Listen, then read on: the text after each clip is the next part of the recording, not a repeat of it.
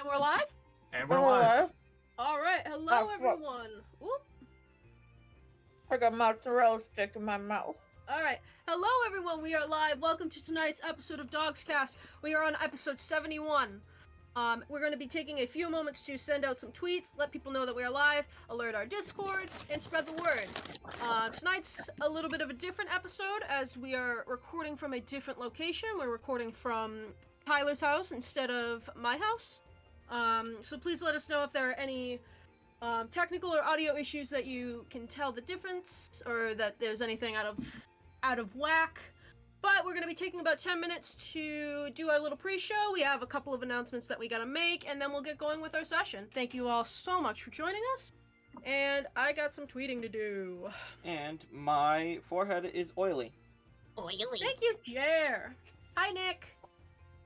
How are you? Chaos Trips. I have like a lavender sugar scrub if you want to come by and borrow it. Ooh. Jer and I both need to work on our skin. Is this episode 71 or 72? It's 71. I know I made the Okay. flub. It's 71. I made a flub on Twitter. I said 72 on accident. It's 71. I'm sorry. All right. So yeah, we have a couple of announcements. I want to let people file in real quick first. Anyone that is filing in, let us know that if you can hear us all right, if you can hear the music all right. We're doing things a little differently tonight just because of the state of things. Hopefully should be fixed very soon, but We're in a society. if you've watched the last two episodes, you know that we've had some problems. And if you've watched Lightyear, you know that It's a movie. it's a movie. I watched it. Yeah, I watched it. I want to watch it. I give it a 6, maybe a 7. Out of 10. fair. The plot was a bit convoluted. Mm. And that's something coming from me. Coming from the Cavian cycle. Hello, DoGsCast, hi Name. name. How are you? I gotta let the Discord know. I'm forgetting something. Ooh. How is everyone? How's chat? Again, like we said, we might sound a little different tonight. Just let us know that you can hear us okay, and all that jazz. Episode 71. Jared does not look like Chun-Li. Huh? What's going on? No, you don't! Wait, how did you do you have it on your phone? Yeah, I was just testing to see if... Wait. What? Jared does not look like Chun-Li. I look like Chun-Li. You do Oh not my look like Chun-Li. God. Still with the Chun-Li bit? Jared's gonna be on the Chun-Li bit until you I get, don't look like Chun-Li. until you get your hair cut. I'll Hold play on, next what week. the? Huh? Wait, what's with the reminder for? Reminder in 1 week and 5 hours. Huh? For what? For... Wait, what's going on? Named, what are you reminding of? What is on June 28th? Yo, Named getting into Pokemon Showdown. We love to see it. Oh Name, yeah. What? He That... showed me his iron. He made a steel type team earlier, and he showed me his. Well, he showed in a server that we're mutuals in. His Aggie / that he was sweeping with, and then a Corviknight named Iron Funky. Funky. I got really confused because that's one of my final dates. So true.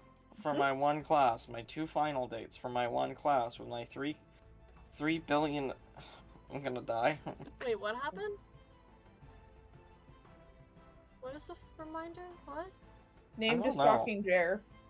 Okay. Name set a reminder for my final, I guess. I don't know.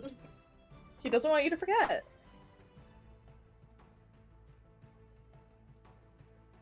True. Alright, doing a couple Twitter things real quick.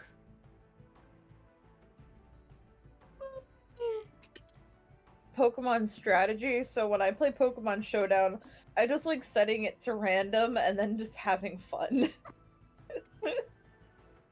Honest to Christ, I'm a big fan of the team builder aspect of it, and even if I'm not really participating in any matches, and when I do, it's an anything goes.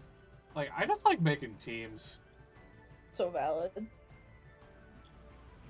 I like making teams. I'm just like around themes. I'm just bad at like gameplay. This is fair, though. I used to think I was good, and then I started playing against my friends, and I'm like, oh, actually, perhaps that is incorrect. Dang it, named. Now I want to play Pokemon Showdown. Play triangle strategy.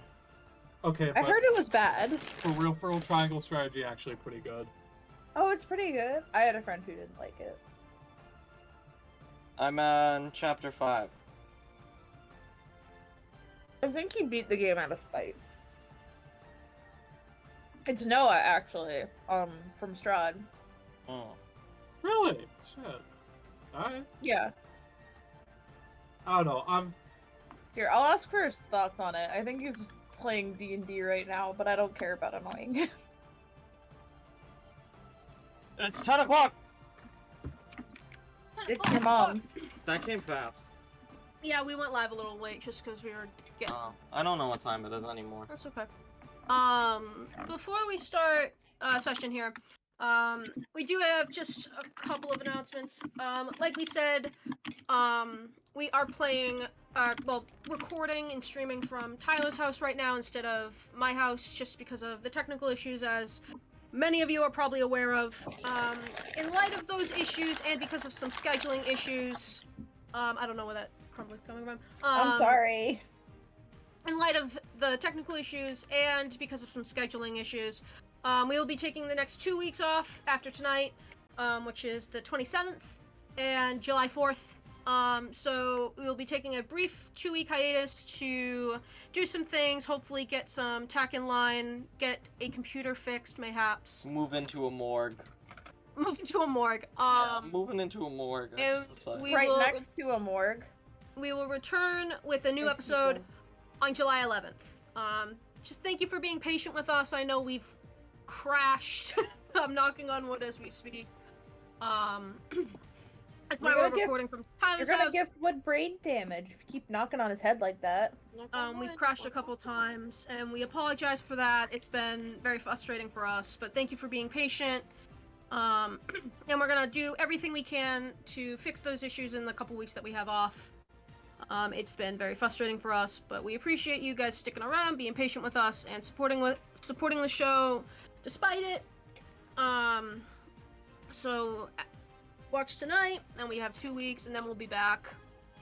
And I thought there was something else that we needed to talk about. Hold on. Oh, yeah, Lynn is editing, episodes 69 and 70 for us. So those will be up good on on it. YouTube soon. So thank you, Lynn, for doing that. Those will be uploaded as soon as possible. Just needed to stitch them together because of everything that happened. And with that, I think that's all we need to talk about. Stick around for tonight. We'll take 2 weeks off. During the 2 weeks, you might see some streams. We really have to see. We might do a Jackbox night. We gotta see what the tech looks like for those. We'll kind of just have to play it by ear, but possibly some streams from us in the meantime, possibly not. Yogurt Lock might come back soon, maybe. Huh? Yogurt Lock might come back soon, Yogurt maybe. is almost time, yeah, but like we said, we gotta, see what it looks like. Because, Sniff the ball for- streaming is hard. You can always watch Elementals. Or Strahd. Yeah, there's plenty for you to catch up on or do in the meantime, but we'll just kind of have to play it by ear on our part. Thank you guys so much for hanging out with us. And with that, we do have kind of a loaded session for tonight, so why don't we get with our introductions? Hello, everybody. My name is Jer. My pronouns are they, them. I am the DM of DoGsCast, and I may have information. No? Anyway, the kid I babysit has a picture of JFK in her room. And likes pride flags. Hi, my name is Jasper. I use he, him pronouns. Tonight I'm playing Baird Stormcaller. I'm sleepy or lid, but not for long. And tonight, pronouns are they, them, and I'm gonna be pronouns playing Barnes CC. I'll be playing the pronouns. Okay. I'm playing pronoun. Wait, fuck. I'm sorry. It's just sorry. Okay. My name is Lucio. My pronouns are he, they, and what? What are you giving me? No, odds just for? waving at you. Okay. And I'll be playing Banth. Hi, I'm Tyler. I don't know. I'm playing more wood tonight.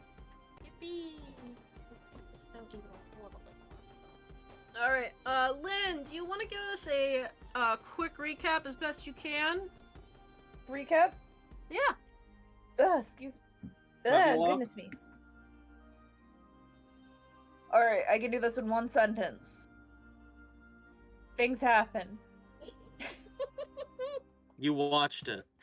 I was What? there. I was there. Things happen. You know, actually, we wow, I forgot how to talk. Excuse me. In all actuality, we went back to Wood's hometown, which is on a small island that, I'll be honest, I forgot the name of. Amaranth. Amaran, thank you so much. Technically part of the Edgar Islands. Technically part of the Edgar Islands. If you can read chapter 1, go to Jared Twitter. Yeah. That is a correct fact. Yeah. Fuck ADHD. Fuck. And then they go to the town, and they're like, okay, we're gonna go Wood's house. Also, Calpurnico, Luna, and Azure are all there, and they're like, hey, Wood, and Wood's like, hello, friends, and then they cartwheel over to Wood's house where they meet Liz Taiji. Who's Liz Taiji's? Their Taijin rather is his mom. It's his mama. She's a pretty lady, and she's a nice lady, and she's very excited to see Wood again. It's like, oh, come into my house, come here, and they go into the house, and it's like, Wood, you've been having weird visions and dreams. Well, that's not good. Here, come with us. You're gonna go find your father. I don't know why I'm Boston now. We're gonna find your dad, and we're gonna get the find the dad. And Dad's like, you're actually literally a Taijin. It's like a lore thing. It's like a lore thing. We just didn't want you to know because we want to keep you safe. And it was just like, oh shit. It was like, okay, let's go home. And then they go home. And it's just like, it's like, I'm sorry, my brain's out of it today. It was like, okay, Wood, we're gonna help you, but you gotta get the flower. And then you're gonna talk to the Taijin, and everything's gonna be poggers. It's gonna be great. You have future sight powers, and it's because you're, like, cool. Go find flower.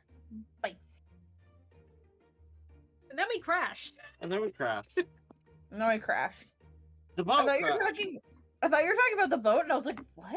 And we Oh my god. crashed, and the show was over, and now Everyone died, and the rapture party lives happily ever after. It's actually a good thing we crashed on the way there, because I would have completely forgotten an important thing that you passed by.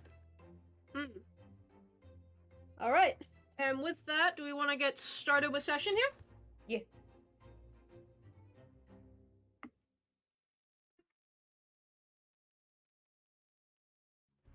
There we go.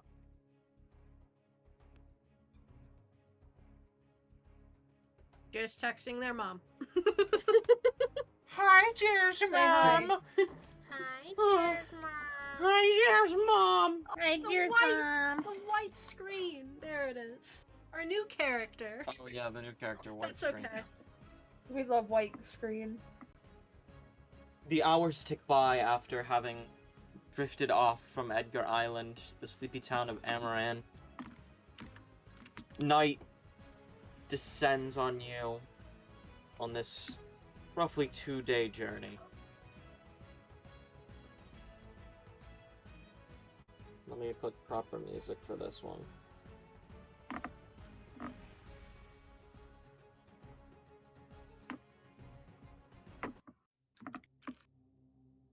As night slips through,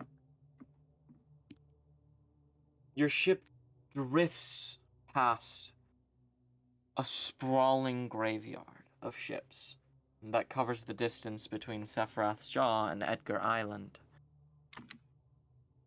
In the distance, you can spot a fin, much larger than your own ship, breaching, crashing, breaching, and crashing, with leathered skin like constellations. This area is known as the Levitra's Den, an area that all sailors know to stray far from. They also know to stray far from Sephiroth's Jaw, where you're headed now. As you find your way over to the Jaw, the sun has risen and it has begun its path across the sky, reaching towards its apex.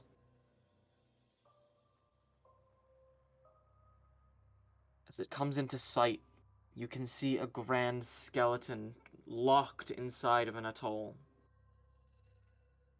It's been here longer than anyone has been able to track, predating Second Grand Demon War, predating the colonization of this area. No one knows exactly what happened to this Sephiroth or how it got its name. They just know it must have beached itself within the shallow banks.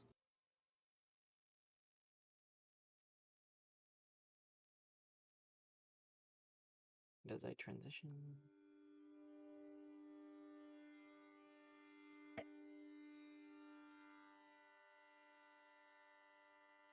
As you drift the ship into...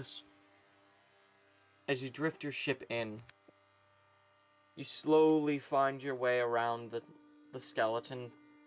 For our standards, it is about... What was it, 6 football fields in length? The head itself measuring nearly 2. Inside can fit a whole fleet of ships.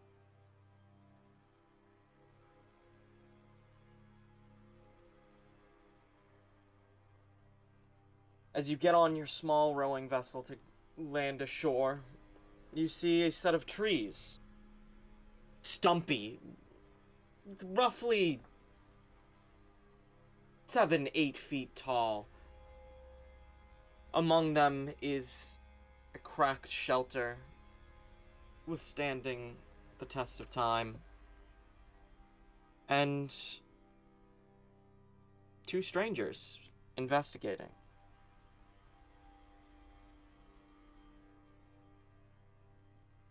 Would you like me to take it from here, Jer? Yep. Closer to them is a half Velstrin, half Teridran man. He has darker skin, white, shaggy hair, a pair of red horns, and he sports a navy blue cloak accompanied alongside a gray eye patch. Slung across his back is a bow, and he idly sharpens an arrowhead, whistling all but too merrily to himself as he does so. In front of him is a tall, half Velstrin, half ethereal man in a jet black set of armor with purple and golden accents. His skin is pale, his platinum blonde hair is neatly combed, and he scowls to himself as he flips through the contents of ancient, withered tome, arcane projections of runes and sigils illuminating his face. Wood turns back towards the party, a quizzical look spread across his face, speaking in a hushed tone. What do you think? Should we trust them, or...? Look okay to me. They ain't hurting nobody. I mean, they haven't done anything, but probably safe to keep on our guard. It's worth a shot. If it's between the 4 of us against an island we've never set foot on, and taking the help of 2 capable strangers, I'd honestly take the latter. Wood steadies himself for a moment, and then raises his hand in defense to show that he means the two strangers no harm as he approaches them. Excuse me?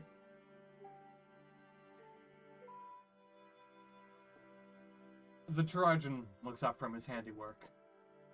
Well, well. Now this is certainly a welcome surprise. We weren't anticipating any company on this leg of the exploration.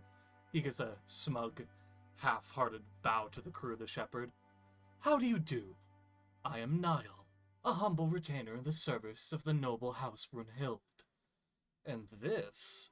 Niall gives a much deeper bow as he gestures towards the ethereal man that stands behind him, who turns to face Wood with a look of indignation spread across his face as he has mentioned, is my lord Leon Brunhild, the prodigious young scholar of House Brunhild, currently in the service of the Royal Enclave. Leon lets an exasperated sigh escape from him. Thank you, Niall. Now that we've given our introductions, do you four have names, or... He kind of gestures to everyone in the party.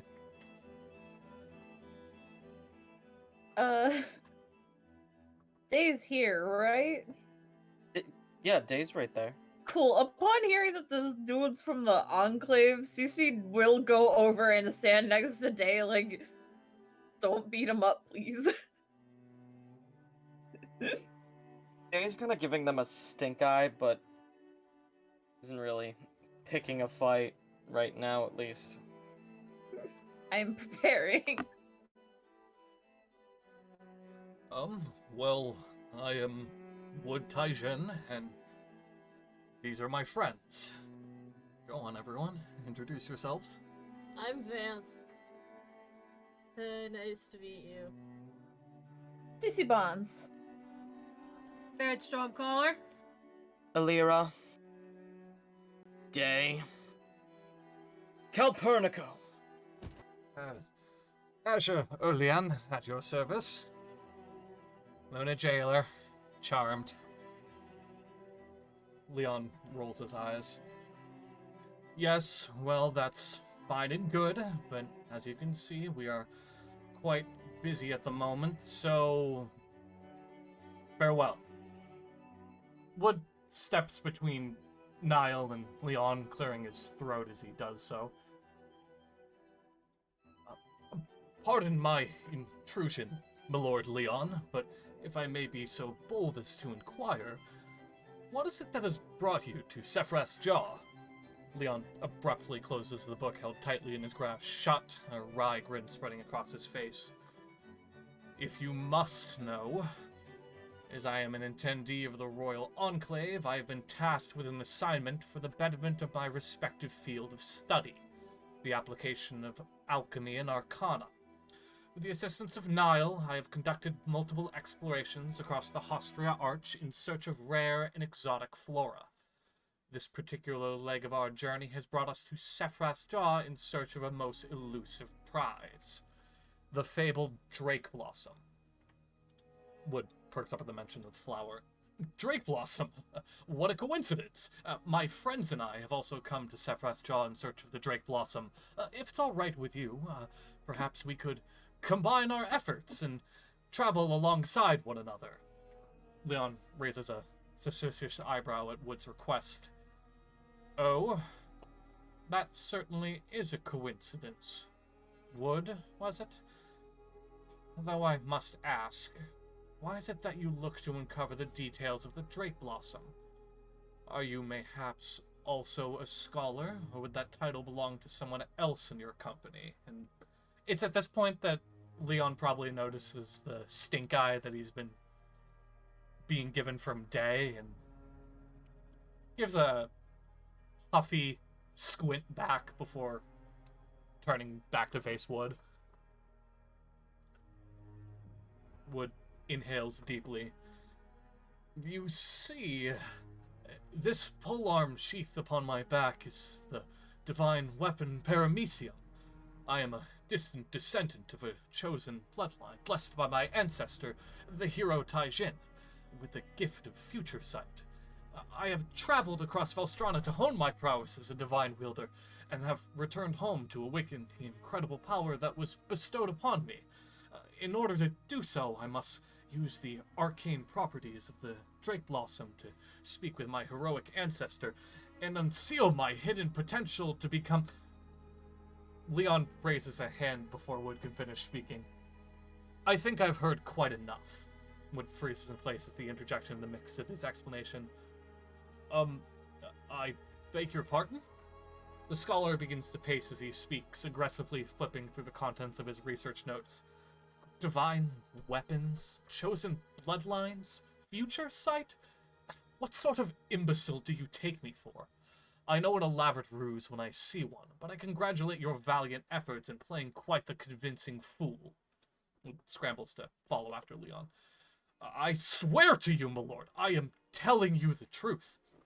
The prodigious child of House Brunhild closes the difference between himself and his retainer. Doubtful. My hunch is correct.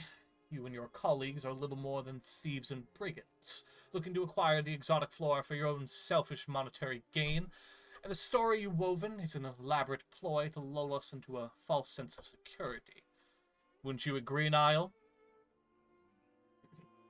Niall hums to himself for a moment. If memory serves me right, I recall rumors of an adventuring party that had visited the Hostria Arch in the past year. From what I heard, they caused quite the stir, and none of them came back unscathed. One of them was even unfortunate enough to not come back at all. You wouldn't happen to know anything about that, would you, Wood? Wood initially says nothing, but quickly grows more disheartened at the mention of the Shepherd crew's last quest through the Hostria's Arch. Niall chuckles darkly to himself. Your silence speaks more than you could possibly imagine, friend. My lord, a word. Niall leads Leon off to the side, and the two engage in a brief, whispered exchange. Wood starts heading back in the direction of the party as this is all happening, just kind of sheepishly rubbing the back of his neck, and just kind of turns towards the whole lot of them for assistance in this. Cece's nose has scrunched up. She already was kind of like, oh, I hate the vibes. And then the moment they fucking brought up, the fact that we lost people in the last visit to the Hostria's Arch, she is now giving worse of a stink eye than Day is.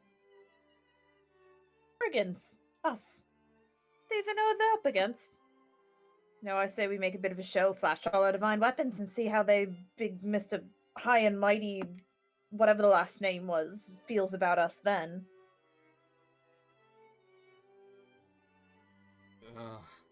Anyone else? This is a bit of a rough start. I mean, who even cares what they think? We're gonna go find it and they're gonna get lost. So, do they know where it is? Yeah, why don't we get a head start while they're, I don't know, bickering and stuff over there? Yeah. I wouldn't I wouldn't be too hasty to enter that forest. Do you know something about this place, Captain Copernico? My ancestor did. It was hot over there. Something lurks in the shadows on this island. If you're to go in that forest, be wary. Don't make too much noise. It's what I know. Few have dared to come to this island.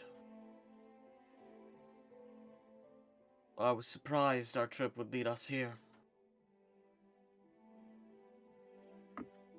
I'm terribly sorry, Captain Copernico. I had no idea that you had such close relations to the Sephiroth's Jaw. It's not my history personally, but it is my family's. Our weapon has not touched this shore before.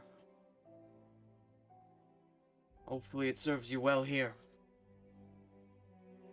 Inevitably, the two return and now approaches the shepherd party, Leon impatiently tapping his foot as he speaks. After talking it over with my lord Leon, I would like to offer a proposition. If neither side is willing to concede, then we shall compete for possession of the Drake Blossom. It's simple, really. Would you and your allies shall race against Lord Leon and myself. Whoever reaches the elusive floor first shall claim complete and total ownership over it. Do you accept my lord's challenge? Wood shifts uncomfortably in his spot for a moment. He now turns back towards Leon, giving the shepherd crew a flippant wave of his hand as he does. There's no shame in admitting defeat, though I fear it may be difficult to... What was it now? Unseal your true potential?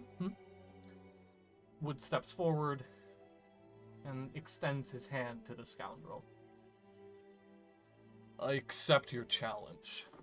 A devilish smirk creeps across the retainer to House Brunhild's face, and he grasps Wood's hand in turn. Very well.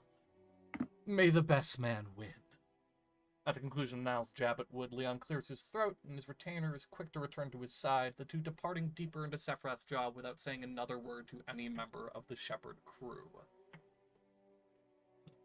As I begin heading off, Wood hints back to the party.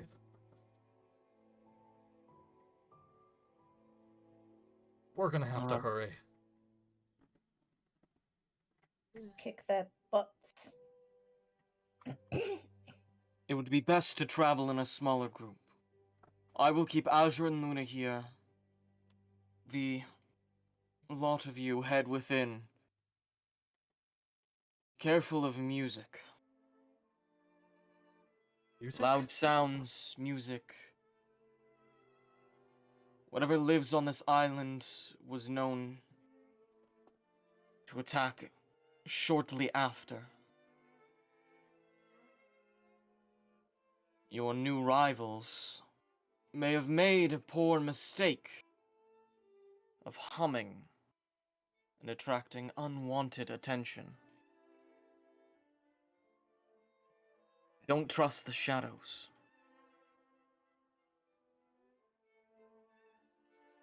Wood gives himself a shake of his head and a clap to his face. Very well then. Baird, Vanth, Cece, Day, Lyra. We've a scholar and a scoundrel to best. Let's get going. About time.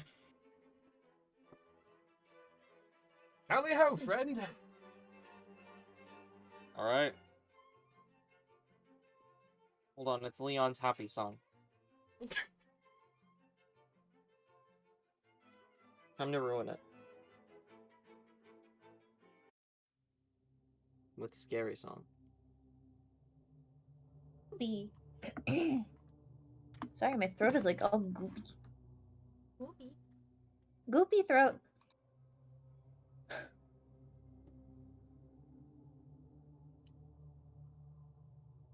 Do you make your...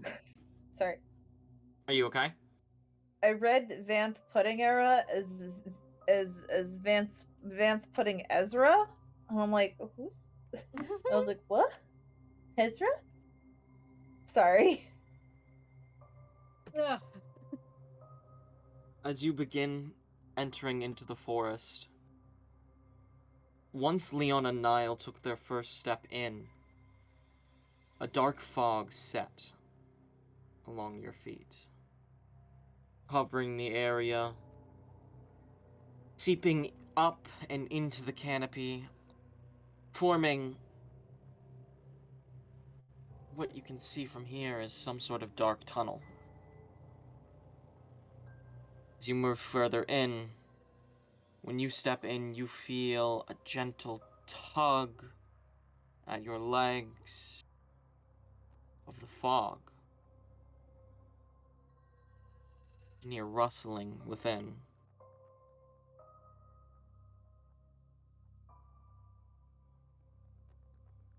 Howling. You can't tell exactly where but all around you.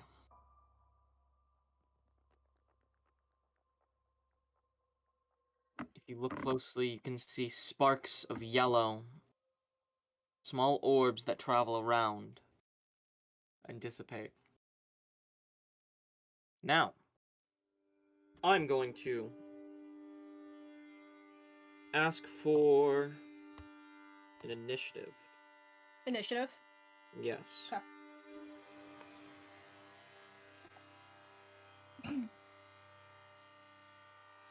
Actually,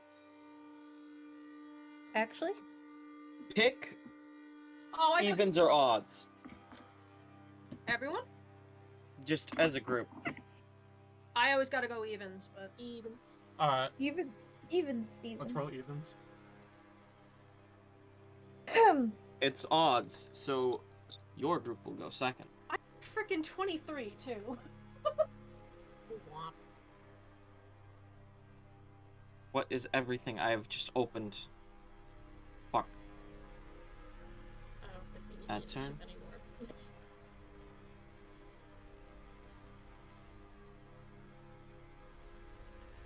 Alright. They have theirs. I'll give you yours.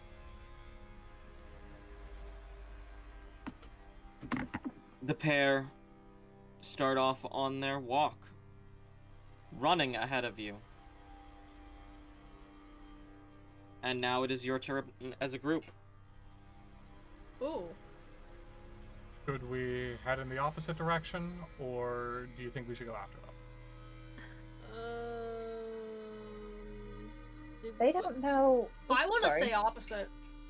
I was going to say opposite. They don't know that there's something lurking the way we know about it. If they screw up, might- it's on them alone. Yep. Right then. Left it is.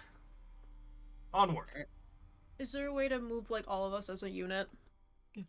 Just I can move everybody as a unit if they'd like, or people can move individually. It is up to however each person wants to do it. It would probably be for the best if we just collectively move as a unit. Yeah. Alright, you're here. Bonk. Bonk. And we're dashing, I guess. Okay. Would you like to dash? Might as well. Alright. I don't want to call the shots. It's just No, I'm in agreement with Jasper on this one. Realistically also in speaking, like, we're gonna want to cover as much ground as we can. Yeah.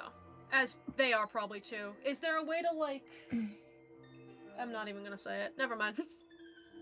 Alright, back to you. They've moved. Okay. Okay, so there's another split here. Do we want to do the up split, which is significantly wider, or the right split, which is a little more narrow? Should we try to see what's down each way first? Like a check or something? Because we can't see, I don't know if it would get us anything anyway, because all of it's obscured, right? What do you mean? Like what's in dark, like we cannot see it all. No, not yet. Okay. You can see what is shown to you. Okay. I'd say probably the safest bet, besides 3 go in one direction and 3 go in the other, is probably to head, I'm gonna say right. Okay. I don't think we should split. No. I think They full that'd of be very danger. bad. So we're bearing right? Fair right. Okay. Is that starboard? That's for ships. I know it's for ships, but it's because wood and ocean. you- I don't know. Dashing towards it still. Might This as well. looks like a dead end. Okay, well then. Oops. We'll go up in next instance. We found a rock. Oh! As Oh, you my God. travel into this clearing, you see sat on the rock. The shape of a wolf. Its fur, incomprehensible nebulous smog standing among the fog. Its eyes pierce into you. Smoke leaks from its mouth.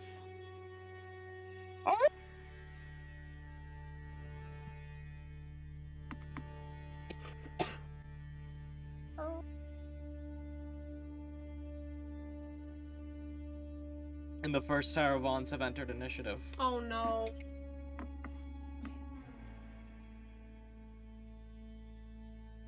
So it's like they've seen us. Yes. Okay. They charge at Vanth, one of them, and Wood, the other.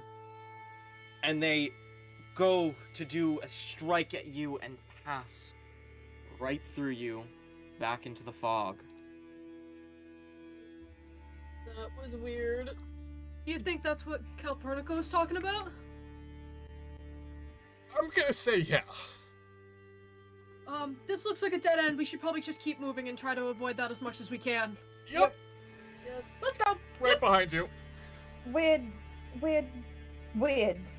Do we have any movement to start going back, or did we use it? Yes, it is your turn now. Okay. Again. Alright, we'll just book it down and up. 45. 20. God. What's our movement?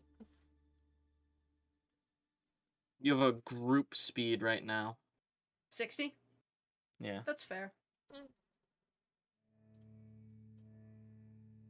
And you feel through the darkness again.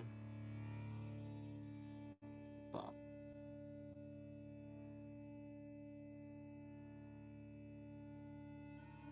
The two wolves leap out and cut past Cece, Wood, Baird, and Day.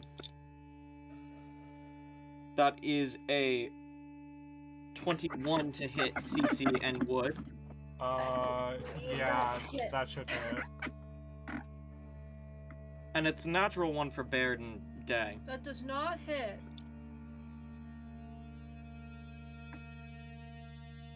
Five damage on both Cece and Wood as they cut into the earth, taking material shape once more. I will get the danger music. Are you guys alright? Ow! Didn't totally hurt. It stung.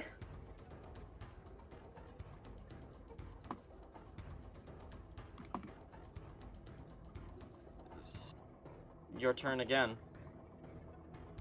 Are they still there? Yes, they are still there. Oh god. Everybody But- has one action. Are they tangible? Yes. I want to fucking hit these things. Baird is also gonna hit. With a Oh, Kilo. fuck, I forgot to pull up Comic Crusher stats. 1 second. I'll go first. I'm stinky. Can I use animal friendship? No, because these are not animals. Bug. Baird got a 32 to hit? Yeah. Cool. Actually, no. No! That's too high. Oh my What? god. Oh, we're Do you doing have a- this now. 32. Are you serious? That's... Yeah. Jer? The Terravons have this one. Wait. How do you too high to hit? What?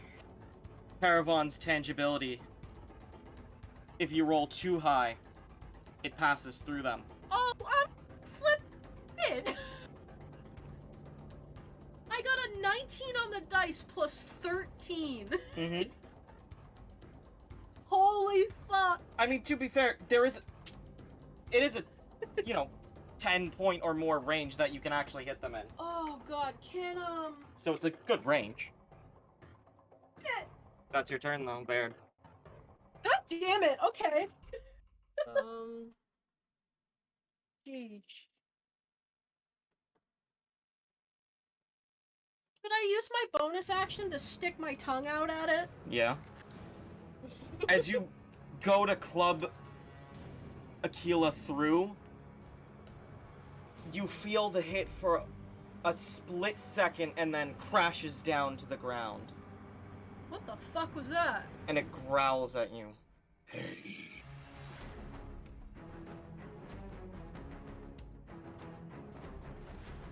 That's not my fault. I can get behind these dogs. Is there? It is the fog tunnel behind them.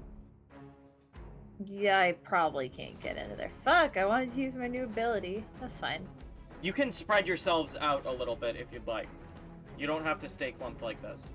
The thing I want to do requires I need 10 feet of space all around me, which is a little inconvenient for other people, so I'm not gonna. I'll move Baird. He was gonna move anyway. For some reason, my laptop is glitchy. Oh my god, what the hell? Because my thought is I can gravity rip. Hi, Baird. If I gravity rip, now that I'm awakened, they won't, and they get hit, then their movement speed is 0 for the next 2 rounds, which means we can just fucking book it. That's Yeah. smart. Alira, you gotta move. Alira. Illyra's Thank moved. you. Sorry. Cool. Then I am gonna big boy gravity rip. So I swing Comet Crusher on myself. Creatures within a 10-foot radius must make a dexterity saving throw or suffer damage roll equal to Comet Crusher's damage. I don't entirely know what that second part means. Does that just mean this max damage, or do I just roll damage? Yeah, you roll damage. Okay. But yeah. CC pulls out her fucking double-sided... I'm not even 100% sure what to call it. It's a double flail. A double flail. And just spins it over her head. And then keeps spinning it. And They both then... fail. Yeah! And then kinda kicks her heel up. So she's just spinning on her heel. She just fucking whams it into these things. So Comet Crusher currently does D8 plus 3 damage, so plus 3 and then plus 5 for my strength. So they both take 10 damage. They now have a movement speed of 0 for the next 2 rounds and are subject to disadvantage to all sources. And Yes. now that I did that, let's get out of here. Yeah. Alright, you can actually have movement now. Can we just dash as a unit? You have your half. Half movement? Well, not half, but you don't have the dash. Yeah, because we use that. Okay, yep. Gotcha, okay. And Day and Alira are going to cover behind Day with ice. Hit Alira with natural 20. What does that natural 20 do, Jer? That crits and deals 1 damage. Because Alira did not roll high. But that's still good. Alright, you have 2 turns unfettered right now. Can you move Baird for me? My laptop's not working right. Okay. I can't move him for some reason. Let's run Yeah, quickly. I'm running. Okay, another split. What are we thinking?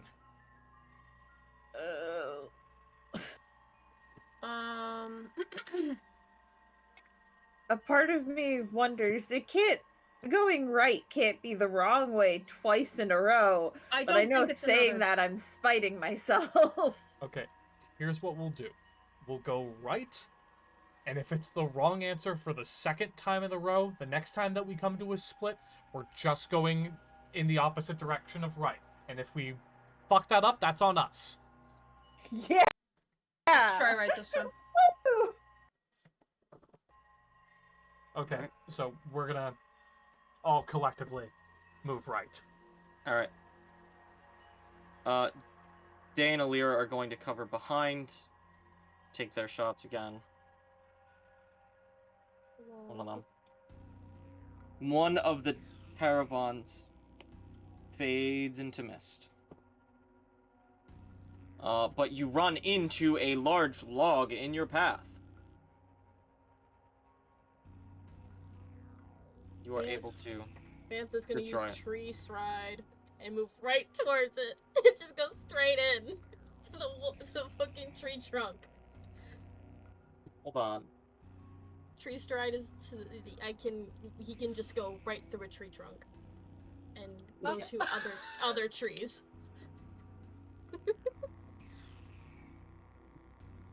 Another tree of the same kind. Okay. Both trees must be living. No! Yeah. You No. had an idea there, and it was a good one. It was a great idea. I didn't know until I looked at it. Vanth having stupid spells that do nothing but for situations like this. Can't use it. Amazing. Because he Is also it just you? Huh? Is it just you who can go in it? Yeah. That. You just would have been in the tree. Vanth is now locked. I'll say you can use that to go in and just be like the Flash and just vibrate it intensely and it explodes. If you'd Okay. like. Do you want me to do like a roll for something like that? To No, explode it? You're Okay. Vanth. Alright. Vanth is just gonna be like, everyone move back. You got an idea, buddy? Everyone move. I'm sorry for laughing, but just watching Hold the phone. the log go up just fucking killed me. And Vanth just takes a few steps back, taps his arm a little bit, and just goes straight through the log, exploding it. I got a splinter. Oh Right. man, I got splinters all over me. Vanth, It is. you literally never cease to not impress me. Oh. Keep it up. We have to be getting close now. At this Impressive point, as always. Oh, sorry.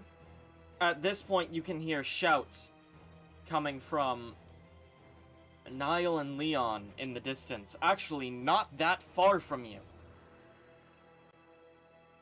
And so are they. Alright. Well, looks like they screwed this up. Let's keep going and hopefully they stay behind. Right on.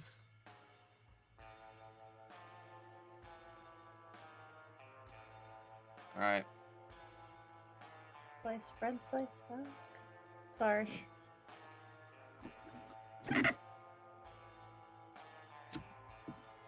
As you rush through, you can see down the path some semblance of light flickering through. And then fog rolls out. And stepping out from the fog and the trees, La creatura. a humanoid shape with wolf features. Lambs to the slaughter. Welcome. It's been a long time. Huh? I feel like they're talking about the weapon. Aren't they? Oh, since I've had a proper meal. Of course you are. You wouldn't want me. I'm very sweaty, and my meat don't taste good. And you can try to take a bite out of us, but you're clearly outnumbered. Any wrong moves, and you're dead mate. We've got places to be. That's fine. I don't need all of you. Who wants to join the shroud? The shroud. Oh, I'll take you somewhere darker. I won't let you hurt anyone.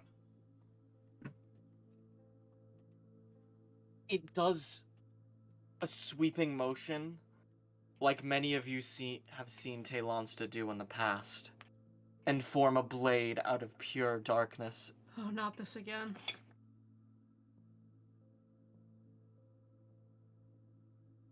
Are you ready to face me, wielder?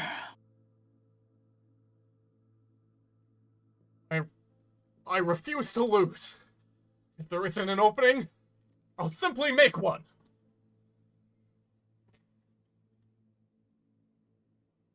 Alright. It is your group's turn. And again, you said that everyone has one respective action. Yes. An initiative. Yeah, you're in a loose initiative right now. Okay. You can take actions as you please. You just have one until it turns back Turns back. to you. Okay. Where'd the Yeah, the music group. go? Music is there. She's very quiet. Okay. If no one minds, is anyone else gonna take a turn first? council decide what to do. If you have an idea, go for it. Bear's rushing in with Gila again. Do you want to rage? Oh yeah, I do. Give me a second. Sorry, I was just like, wait, there's a barbarian and Yep, this is I sure am. Yep. Okay. Totally forgot. All right. Bear's going in with Aquila. I'm worried about the rolling too high to hit thing. Okay, that might be good. That is, oh, that's still kind of high. 13. That's a 22 to hit? That hits. Okay. Just double checking Aquila's damage. Okay. Where are you? You. And he's just hitting with Aquila. Can he use extra attack or no? Yeah. Okay. I'll roll this first and then. Oh, you freak. That is like that's only 8 points of damage, I think. Okay. Extra? Extra attack. Yep. Oh god. 14 plus 13. That might be too high. 27. 27. That hits. That hits. Okay. That's still in. Ooh, okay. That's good. And that is 15 points of damage that time. I Okay. believe that's just like bludgeoning. You know what? We're putting in some damage, so sure, why not? Wood's going to sacrifice one of his attacks this round. He's probably not going to be attacking as is to grant Baird Commander Strike. So, Jasper, go for another attack. I don't know about this one. Let's see. He just has a high. That's a 17 to hit. That's just in. That's just in. Yes. And I can add the superiority die to my damage roll for you. Thank This you. Wood took Martial Adept at 16th level. So, alright. I'll just roll that, so you just I'll need it. I rolled a 1 on the damage die. oh. There's a D6.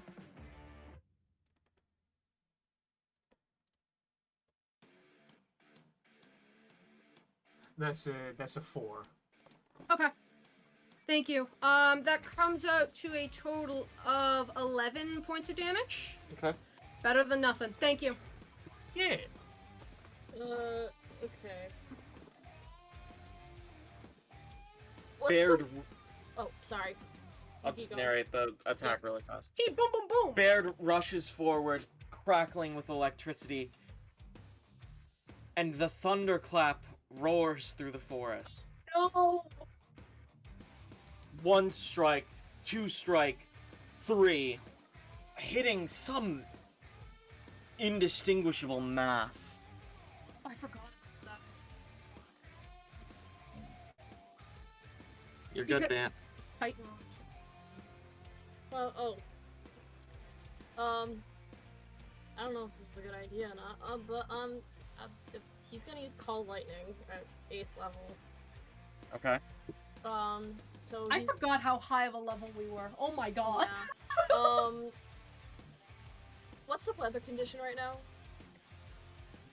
It is hard to tell, as you can't see through the trees above you, but you can hear rumbling in the distance. So it's stormy. It's stormy. Amazing. 9d10. The guy has to do a dex saving throw.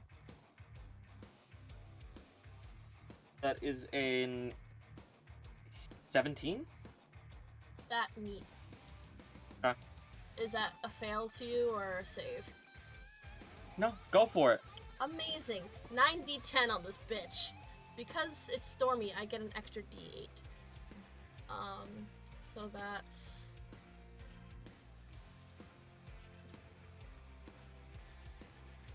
$35 lightning damage.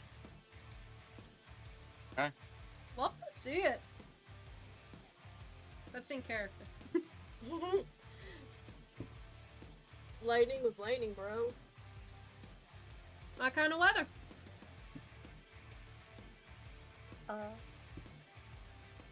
Smashy, smashy? Yes, you can smashy. Smashy, smashy! I forgot how many attacks fighters get at this level. I think it's 3. It is 3. Thank you. I have not played a fighter. Well, like, I've played a fighter, but it's CC. We're freshly level 17, so. Bam is still 16. Oh my god. Yeah, we should be 17. Bam. Oh, he has a feat that he can have. Hold on. Wait, our proficiency bonus is +6 now? Yep, I think it just changed. Oh! It's leveled up. Then I have an 11. Look at me! I'm so silly. I've been 26 on the first attack. That's in. 18 That's in. and 17. That is just in. Alright, so that's gonna be 3d8 plus... Sorry, I have to math. 5 plus... Yeah, 5 plus 3. So 8. What's 8 times 3? 8 times 3? 24? Yeah. 24. Thank you. I'm sorry, I'm not good at math.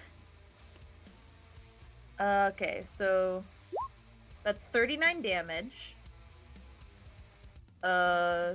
Bludgeoning as a smashy. 29? 39. 39. Let me double check one thing about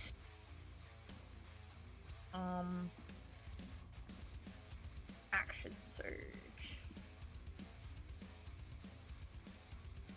Oh yeah, this just gives you an additional action.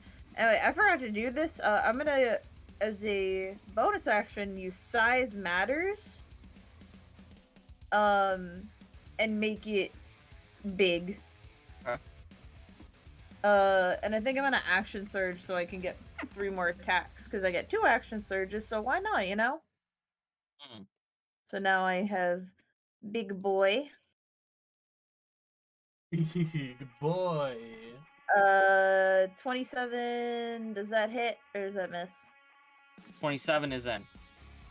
Wee. You said that 24. it was about a 10-point radius in either direction to hit it, effectively? Mhm. Okay. Because a 32 is too high. 24 hits, then 16 16 is is a not miss. Alright. So that'll be 2d12? Yeah, so that'll be 2d12 plus 5 plus 5 plus... It deals an additional 3, so 5 plus 5 plus 12, so 10 plus 12 is 22. So that's 28 more damage, as you see. It's just kind of like over the head way you would row a boat, like bam, bam, bam, bam, with Comet Crusher.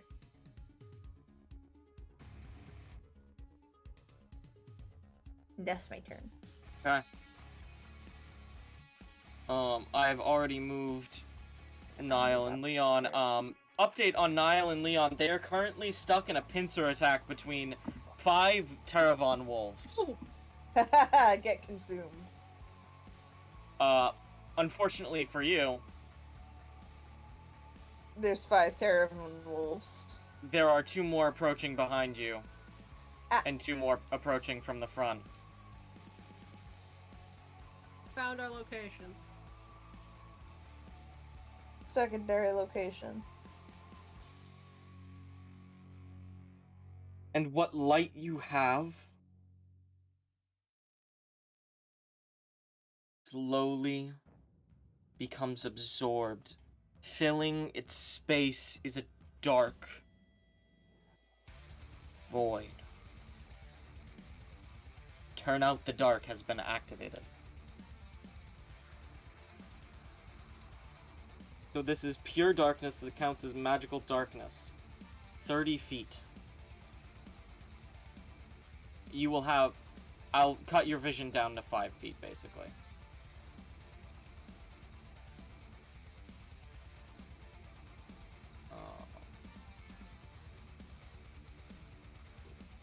React however you will as I do this right now. Is this a spell? No, it's an ability. Okay. I'm just wondering if, like, because Baird has danger sense, I just didn't know if, like, there was, like, any saving throw or whatever. Oh boy!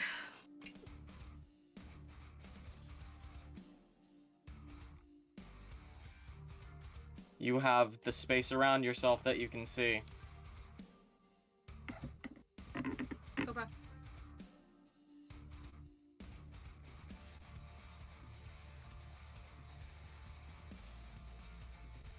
Vanth, do you have the pure darkness? Yes. Okay.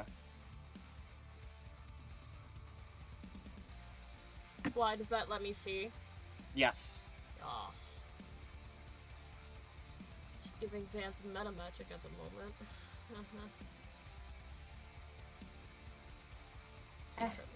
His meta magic adept, because I totally forgot that he leveled up. However, for all intents and purposes, the Terravon is essentially invisible at this time.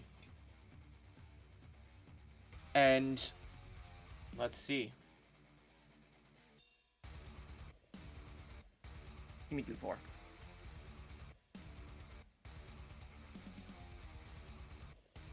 There, that's on you.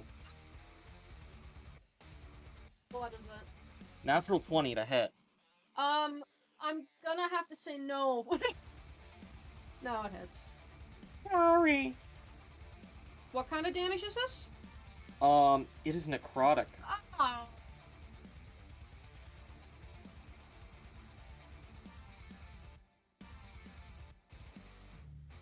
8d8. What the fuck? And that's not halved. Nope. Oh, that's okay. Hit me with it. He can take it.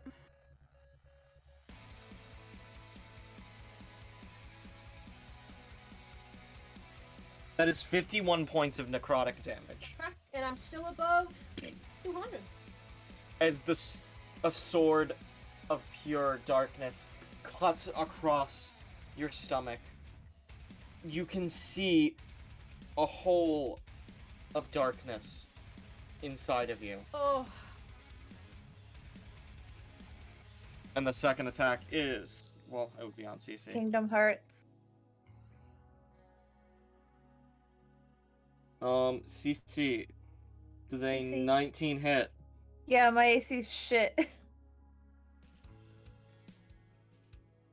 It's only 38 points of necrotic damage on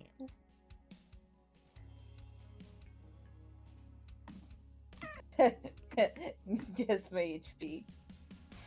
69. Yeah. They've had their turn. It's back to you. Oh, right. So none of us can see, like, anything, right?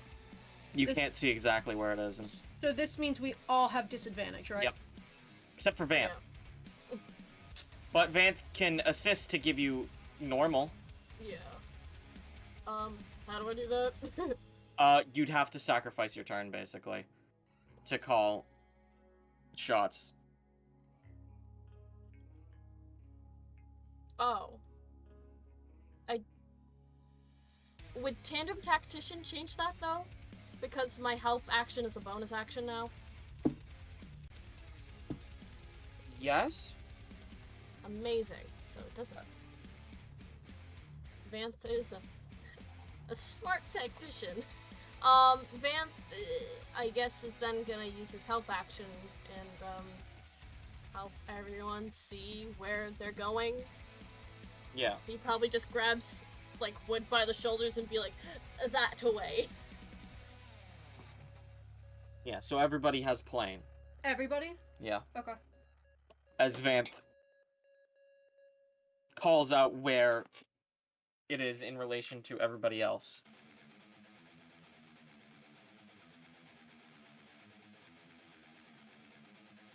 Alright, Alright. buddy, where are we headed? He probably looks around himself.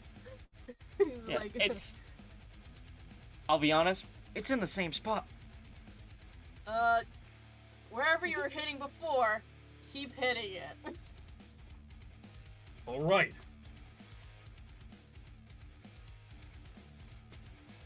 Easy enough.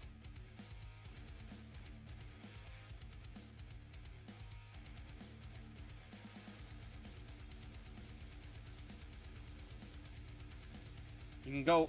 Whoever wants to go first can go first. Sure, why not? Sure. Let's see. Fuck me. Oh, actually, no, two of those were... let's see. Do... Two 28s and a 26 hit. 26 hits, 28 is out. Okay, I'm gonna... You know what? Sure. I'm gonna expend a luck point to... Actually, you know what? I will expend... No, I will expend a luck point to reroll one of those. Hmm.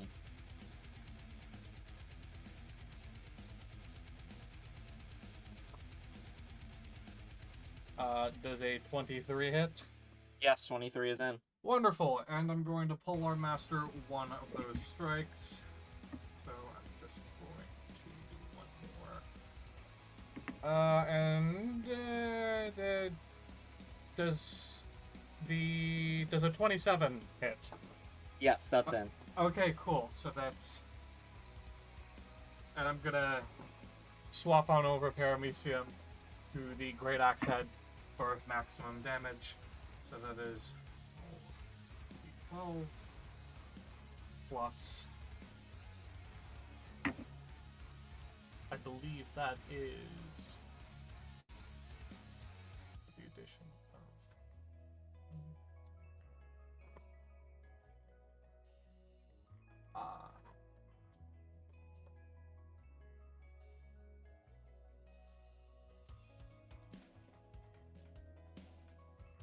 So in total, that deals 29 points of damage. And the creature is hit with the effects of Sentinel, so 0 movement speed. Is that on reactions? Oh, wait, no, my bad. My bad. That was on hit with an opportunity attack. Oopsie doopsie. Alright. Baird will go. Baird is swinging with Aquila still.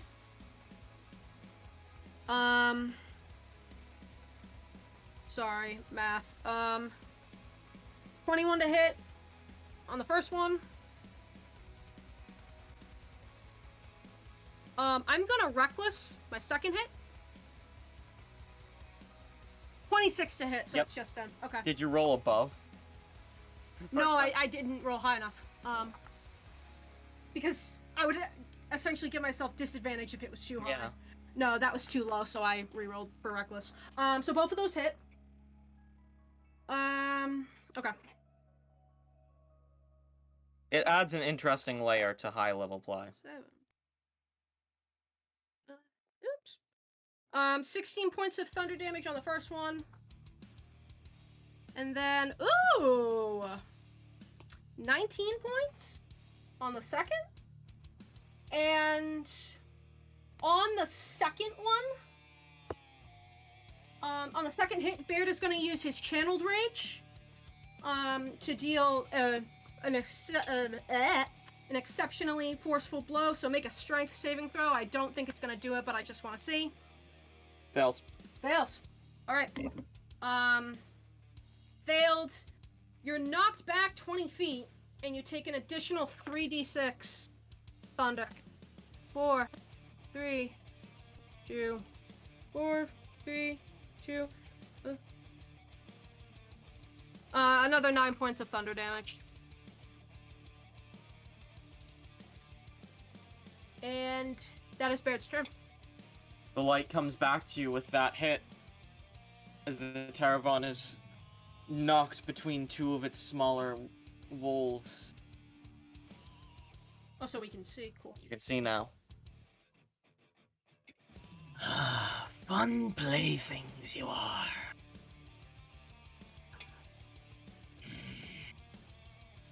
I will end this soon, though.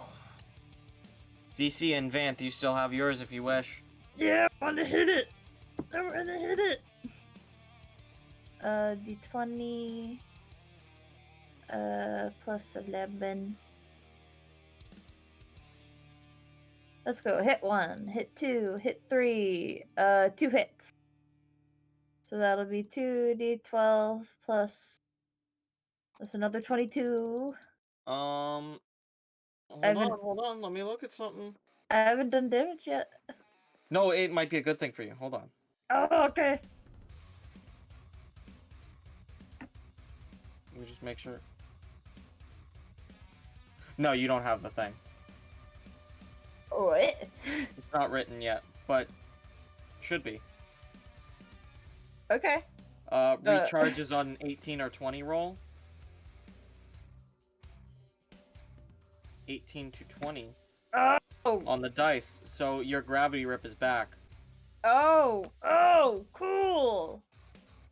But I can't gravity rip because I used my action to attack. You can action I guess surge I- a gravity rip. Yeah, you're right. I guess I'll pop off my last action surge, but let me roll damage real quick. Fuck me. 28. I rolled like shit. Anyway, CC is gonna pop off her last action surge, and it's Beyblade time.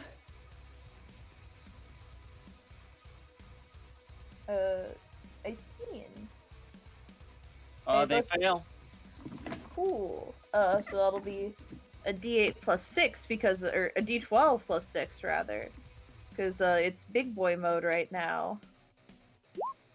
Fuck yeah, 20 damage. Nice. Oh no, wait, Thank you for the raid damage. wait, I rolled 2d12 by accident. Never mind. That's only 8 damage.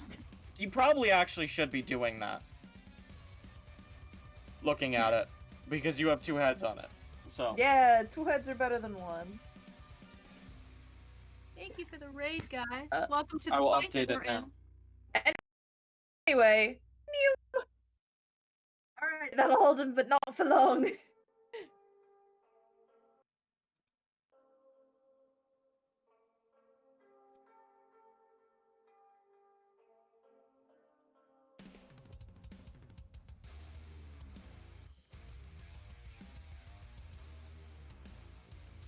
Vanth. Oh, yeah, hi. I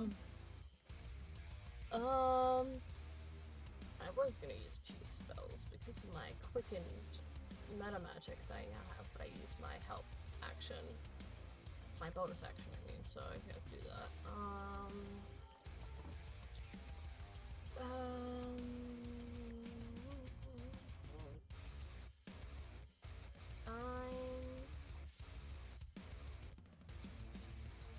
I'm gonna use Call Lightning again, but at 9th level, so I get 10d10. Because it's still stormy out, and I can hit all 3 of them, all because they are within 5 feet. Yeah. So all of them have to give me a dex saving throw. Fail. Allah. Alright. Sorry. Sam. Alright, 59 lightning damage. Love it. That is enough. Let's go! I'm gonna back Cece out of the way. Vanth, you JoJo walk. You do the strut. It's Dio who does it, right? It's Tio and Jotaro. Yeah. You do that strut right up to the standing Terravon. And how do you want to activate it? Since it's the JoJo walk, I guess Vanth will just point at them and be like, "Be unmade, beast." And a pinpoint strike of lightning cracks through the ceiling of the fog and tears the Terravon at an atomic level until the only thing remaining is scattered mist. Let's go. Gotta teach me how to do that, man. Wow. And all the other Terravons fall. Buddy, You have a clear path. I think that deserves a special attack name. You're good at those, you can make them. I'll get back to you on that. We got a mission to finish. Get Hightail out of here while we can. Yippee. Yippee! You all closer together. And Zoomy. And as you zoom, Niles and Leon nearly crash into you as they make their run away from whatever is chasing behind them. The audience, we are aware that we're being chased by 5 of the Terravon wolves. They don't know that they're not there anymore. Prissy Pat. They look torn to shreds for the most part. So good seeing you. What's up? Having a little trouble?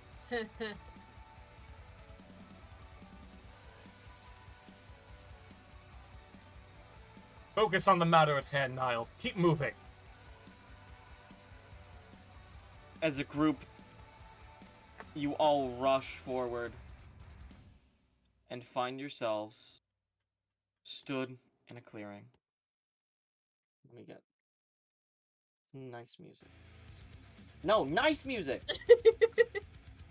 No!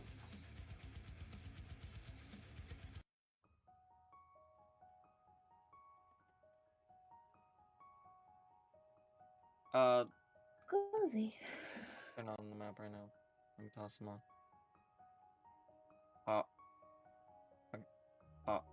Okay. There's two.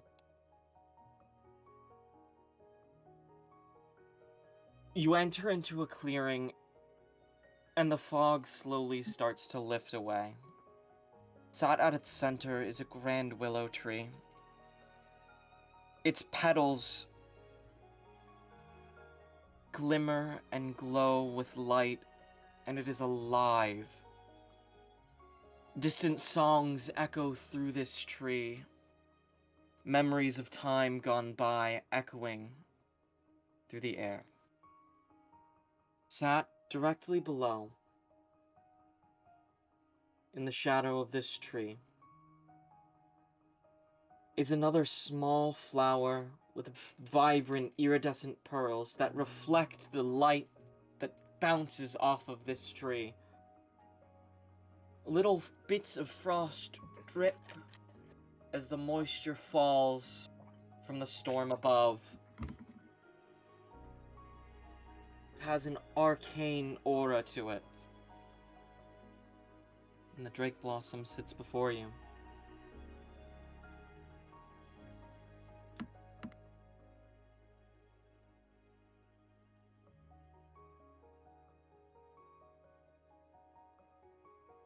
You know, I'd say.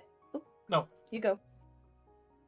Yeah, Wood initially begins approaching the tree with the Drake Blossom in a clear line of vision to him. This vibrant, iridescent, arcane flora with a soft glow to it. To think that this fabled flower of legend has resided here for about 10 years worth of time. A treasure that his father had intended him to one day uncover of his own volition. It means something to Wood. And while the trials and tribulations of getting here was certainly challenging, Wood turns back to face everyone as he begins walking closer to the tree. I think that we did it. We won. I guess. Huh. I suppose the gods were on our side after all.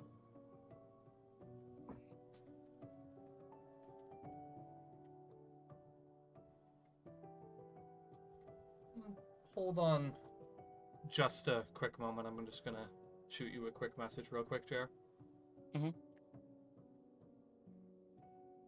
I was just going to shoot you a quick message. Oh, okay. No, you shoot your message first. There's a lot of shooting going on. Ba-da-da-da-da-da-da.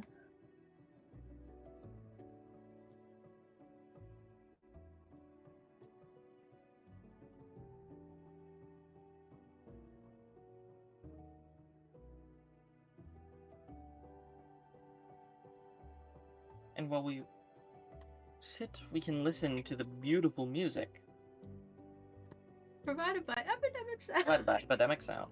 Epidemic sound. The big sound. Peppy. EpiPen. Peppy sound. EBDB. EBD sound. I think we kind of just went through EBDB. I think that was EBDB all along. Maybe the real EBDB was the friends we made along the way.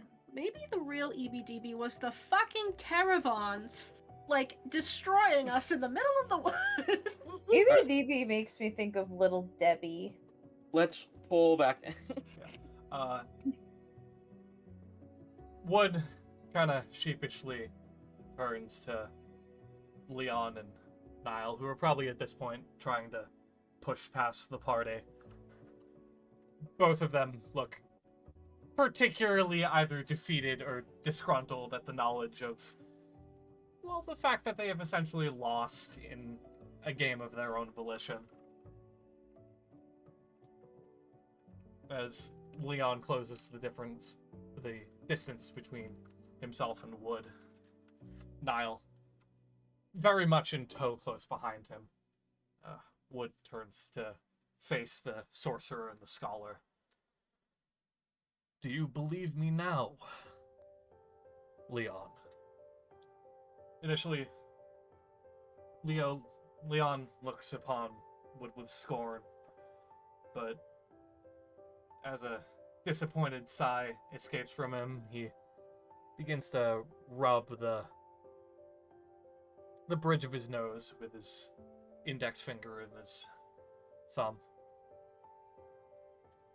I suppose I must. How shameful of me to be so careless as to suffer defeat. As he just shakes his head to himself, he turns back towards his retainer, who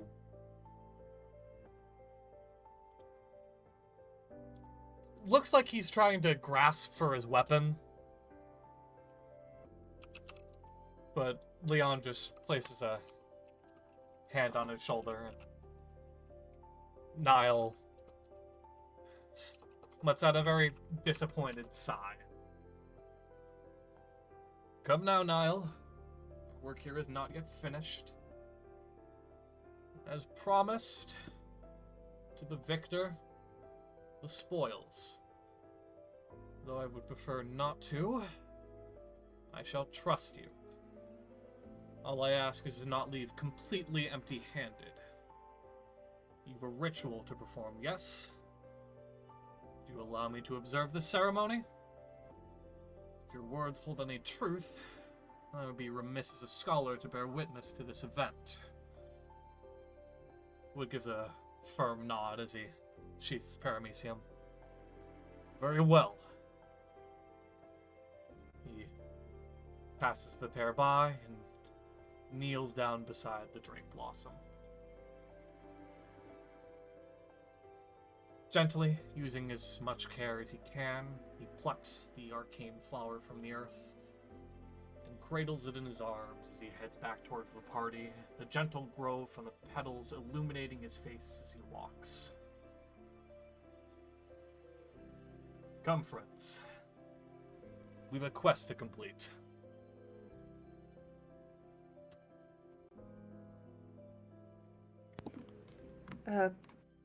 You need help with that, buddy, or is it kind of a you thing? I appreciate the offer, Captain, but this treasure is mine to behold. Gifted by my father, no less. I feel it is only right that I escort it to its final resting place. Make sure nothing interferes. By all means, and everyone, thank you. Couldn't have traversed this journey alone. I couldn't have asked for a better adventuring crew.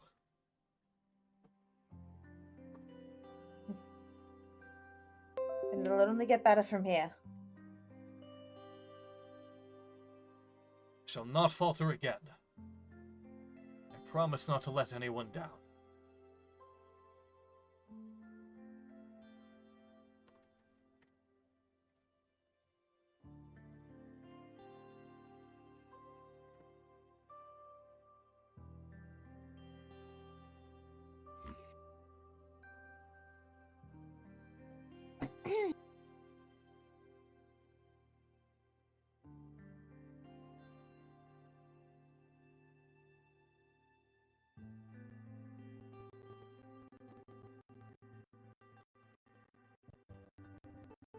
Oh my god, I'm muted.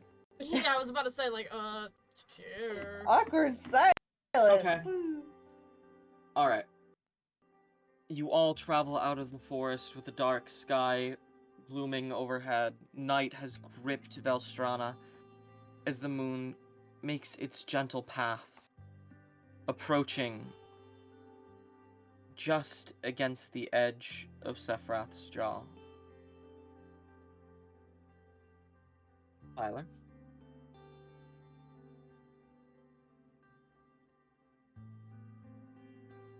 Hold just a moment. Just going to shoot you a message real quick.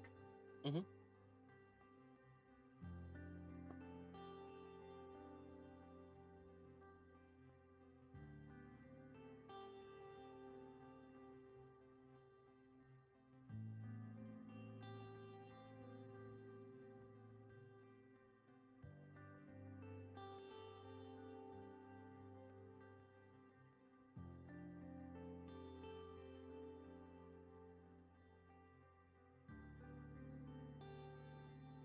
Terribly sorry.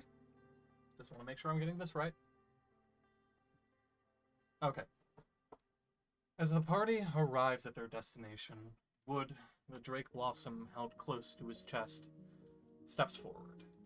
3 times, he inhales deeply and exhales sharply, preparing for himself for what has become the culmination of his life efforts to become a hero. He turns back to face everyone one last time, mouthing the words thank you before bowing in gratitude to Baird, Vanth, and Cece for staying with him throughout the trials and tribulations on his quest to awaken his divine weapon, and turns back towards the point of his divinations. Calpurnico steps beside you, places his one arm on your side. Are you ready? Let us ascend. As you start walking towards the water, you notice that you never feel your feet touch the sand underneath.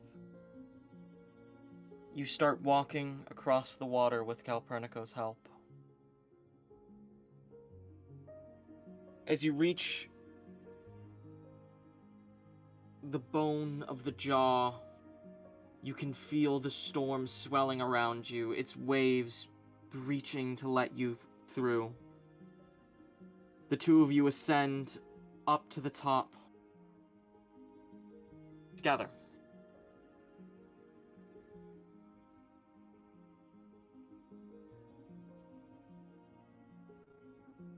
Lightning crackles around you as the storm breathes life. Would you step up to where Calpurnico leads you to as he kneels down? It's time. Call forth your surge. Understood, Captain. Thank you. I fear I could not have completed this journey without your assistance. And strange it may seem, late as I say it now, thank you for entrusting Paramecium with me. I know I'm certainly not the hero you were, but I hope the change I can bring as the hero I become is worth your faith and trust.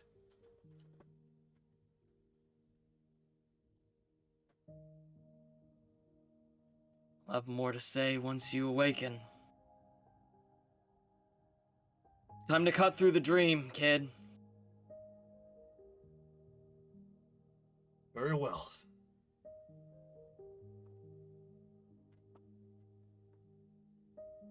Wood manifests a small storm surge that pools at his feet. With only the utmost care, he plucks the iridescent petals of the Drake Blossom one at a time and drops them into water pooling at his feet until nothing remains of the rare and elusive flower. Suddenly, Wood is enveloped in a deep blue light, and a surge of indescribable power flows through him. When he opens his eyes, he is no longer on Sephiroth's jaw, but in an entirely unfamiliar location altogether. He finds himself kneeling on a sandbar in the middle of the ocean, with a vast, vibrant expanse of the waves in all directions around him. However, he is not alone.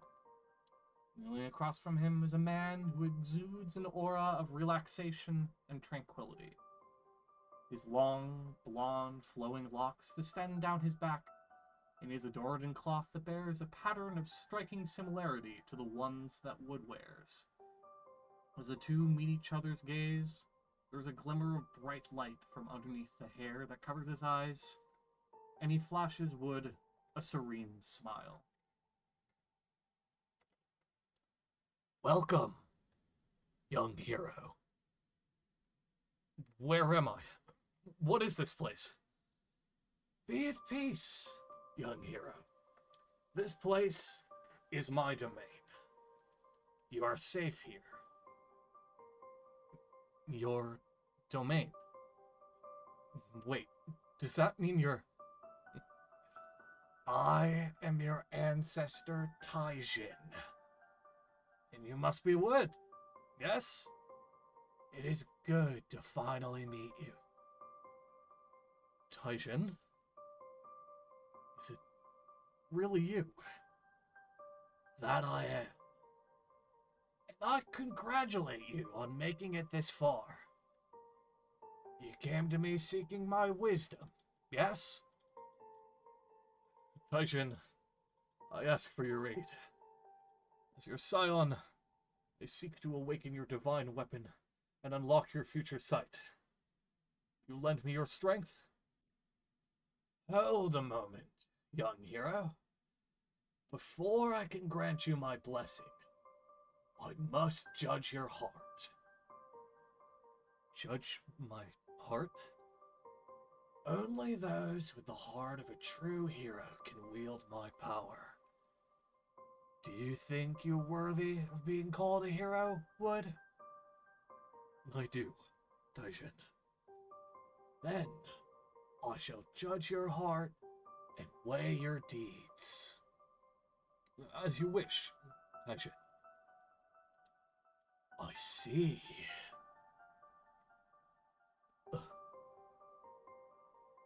What? Yes, Taijin? I am proud of you. You are. Yes, young hero. Your heart has shown me your true self, and you're a hero, as you say. I am happy to see how you have grown, and that Paramecium is in good hands. So, does that mean? I shall grant you my blessing. I will awaken Paramecium and give you the gift of my future sight. Behold! Taijin lowers his head to bow to Wood, and as he does, Paramecium becomes enveloped in a deep blue light, just as Wood had when he had undergone the ritual. Suddenly, an immense, overwhelming surge of arcane power begins to flow through Wood, and his eyes begin to glow with a bright cerulean light. Within this glow, Wood begins to see a glimpse of the future. In this vision, he kneels atop the tallest spot on Sephiroth's jaw, the awakened Paramecium seated in his lap. This is our power. This power! I understand now. Our family's blessing is an incredible one. With just a touch, we can see a future that may happen. It is our job to use our future sight to help others. Do you understand? Thank you, Taijin. I am honored to be your scion. Thank you, Wood. Before you go, I want to give you one of my visions. Will you let me? Anything for you, my ancestor. Then, and once again, that bright cerulean flash from underneath the hair that covers Taijin's eyes glows bright for a moment before he stares back at Wood. If you ever cross blades with a Toridron blessed by Gabrum, it will only end in that champion's death. That is what I see. Do you know what that means? The sound of the ocean's waves grow louder as Wood asks his ancestor for an explanation on what his vision of the future means. And Taijin's voice cannot be heard, but his smile remains as he looks upon his distant descendant. Taijin? Taijin! The sound of the ocean's waves only continue to grow in volume as Wood is enveloped in that same deep blue light once again. He opens his eyes to find himself kneeling atop the tallest spot on Sephiroth's jaw, the awakened Paramecium seated in his lap, just as his vision had showed him before.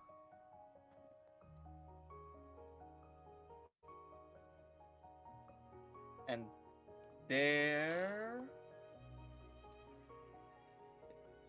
Wait. It's on screen. There we You're go. Okay. There's the awakened Paramecium. Wood, when you come back to, you see that around you, swelling, is not water, but lifeblood and marrow ripped up from the Sephiroth's skull itself. Iridescent with the petals swirling around you and then bubbling and dripping away. Calpurnico sits across from you.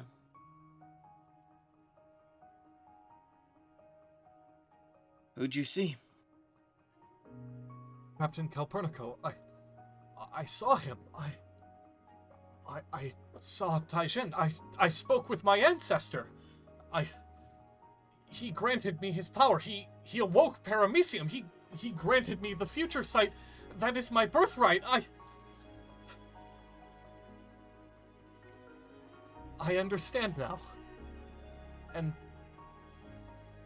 Wood blinks.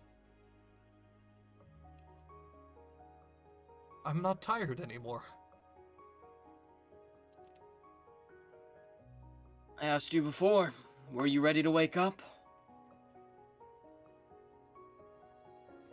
I suppose I was.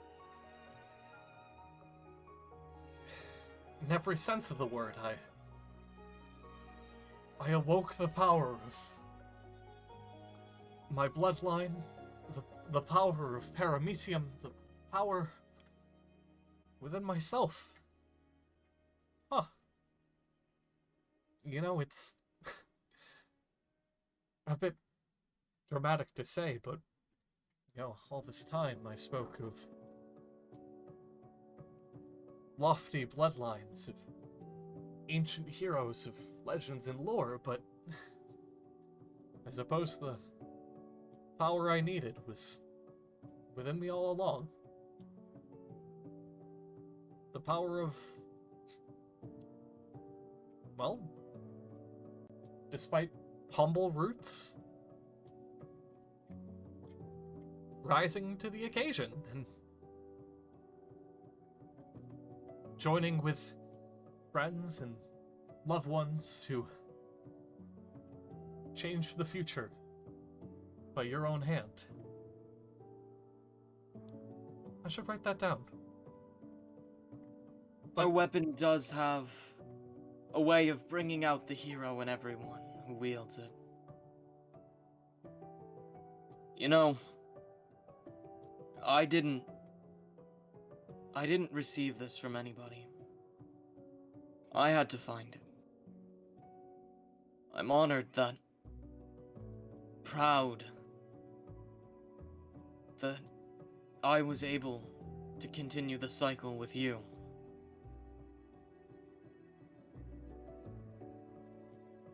I have a request. Wood's tearing up a little bit, but he wipes his eyes and gives a, lowers his head in honor and respect to Captain Copernico. Anything for you, Captain. You have blessed me with such an immense honor, shown me the path of the hero. I will do anything for you. I have a young boy. A son of my own. Someday, when it comes time, I would be honored if you continued this cycle. You trained him, showed him how paramecium works, and awakened it with him. So only the highest honor of the divine wielder from one generation of heroism to the next, Captain Copernico. I humbly accept this child of yours. I promise to show them the path of the hero is you have graced me with your own right. Been so long since our weapon passed between like this. I'm glad we've brought it back. Well, this is a lot right now.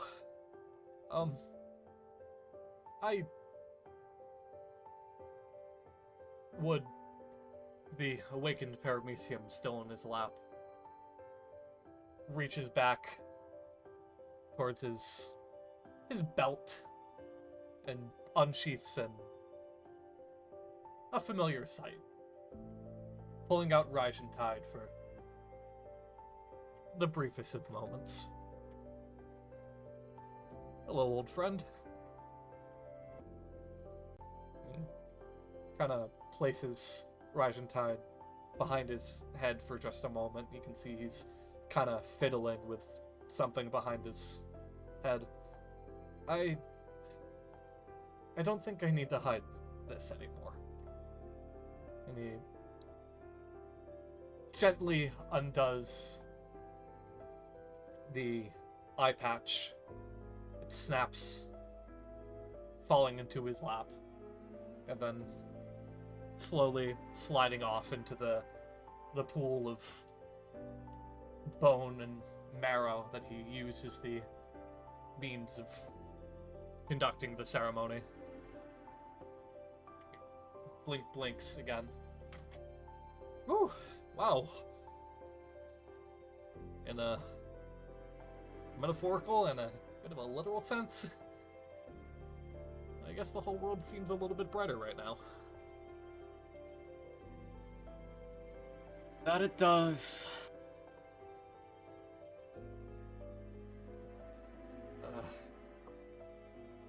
I would be remiss to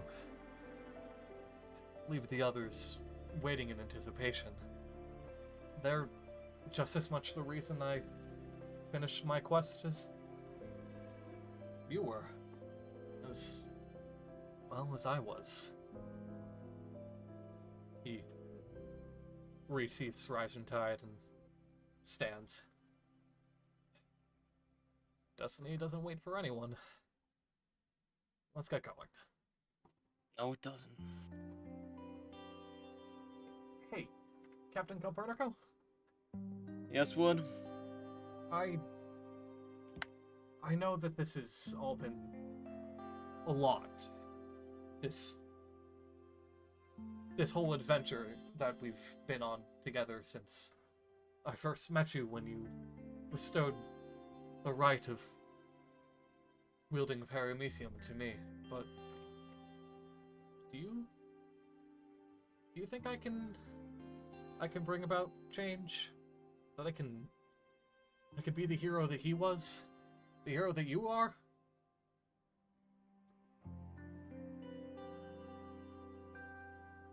When I first found Paramecium, I questioned myself. But it also came hidden with a letter. One day, to be returned. I knew that you would be the hero to pick it back up, and that you could change the destiny that awaited. Huh. Wow, that's some prophesizing. Okay. I can do this. I can do this. I can do this. Wood sheaths the now awakened Paramecium on his back and starts heading back down towards the rest of the shepherd crew. Back towards the ship. Two of you cross the water once again and arrive with everyone else.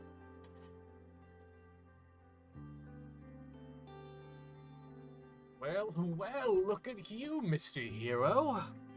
I'm not entirely sure what it is, but I can certainly tell that you've done it. And for that, you have my congratulations. Azure flourishes with a deep bow. What did I tell you? Buddha rolls her eyes and gives a particularly deep curtsy. You know, I guess after all that time, all that hero talk paid off, what? I'm happy for you. Really, I am.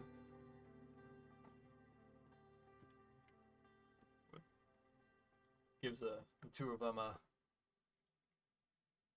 just a wrap around the shoulders hug before he steps in the midst of the shepherd crew and unsheaths the now awakened Paramecium, holding it high above his head. What do you think of that, Fate? Amazing work! I'm so proud of you, that's awesome! I couldn't have done it without everyone. Really. Whew. Wow. And to think that the first time I properly had Paramecium in my grasp was a bit of an test of my endurance. Now it feels lighter than air.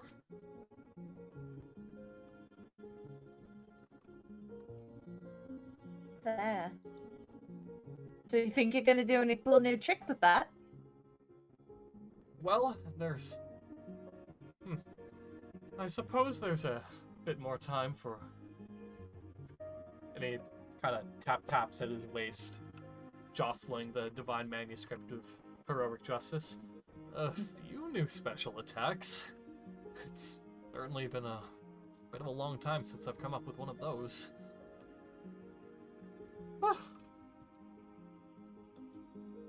But don't you worry, everyone. I'm awake and attentive now, and I swear to you, as the hero that I have become, that I will see this quest to its fruition. Destiny and fate as we know it will be changed by our hands, and I am honored to be at your side.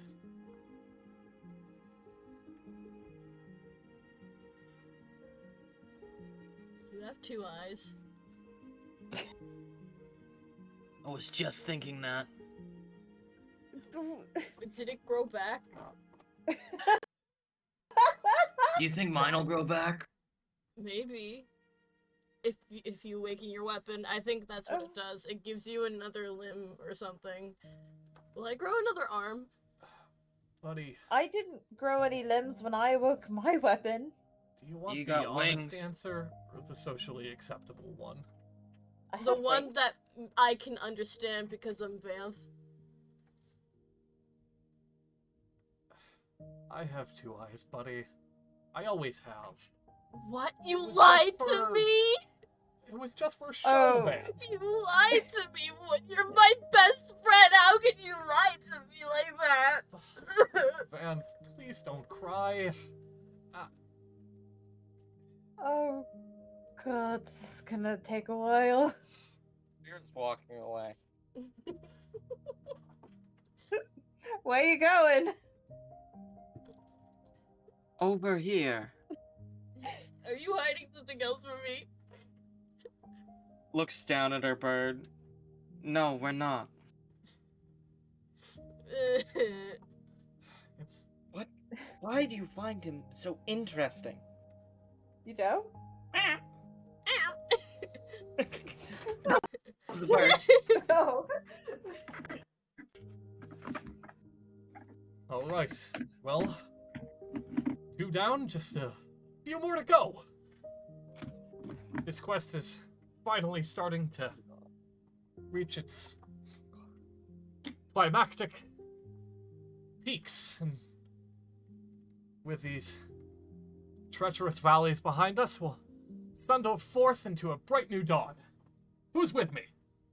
Yippee. Yeah. Oh, wonder who's next on the list. Might want to get back to the shepherd before we decide that, but I'm thinking. She kind of like strokes her chin. Well, whatever the decision, I think it's time that we bid the Hostria's arch goodbye for now.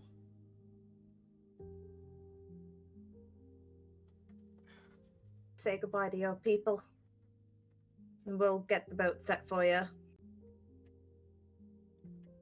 I'll be nary but a few moments. I promise. No rush.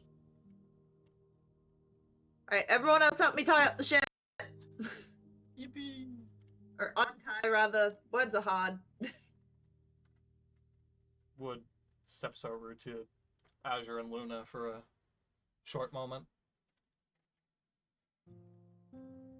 Well, friends, I've done it.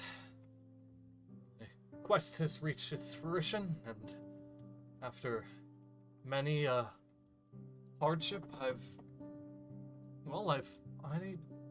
finally become the hero that I always said I would be. Now, I'm not sure when it is next I'll be returning home, but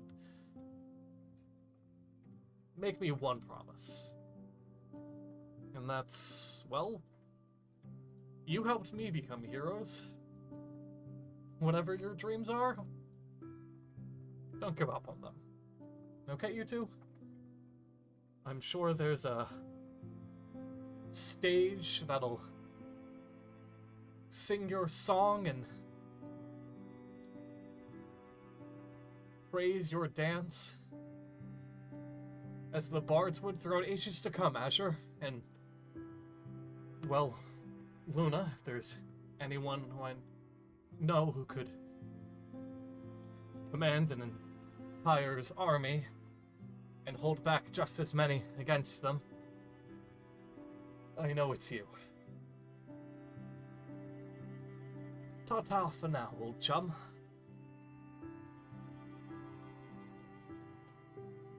Name a special move after me. Got it?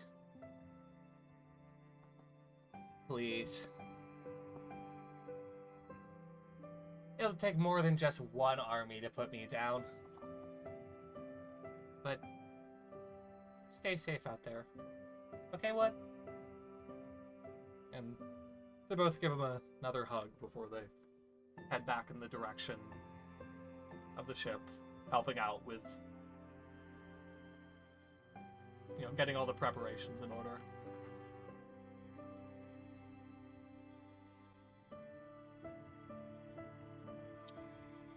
As Wood is about to board the Shepherd, the the now awakened paramecium fastened to his back, he feels a gentle tap on his shoulder.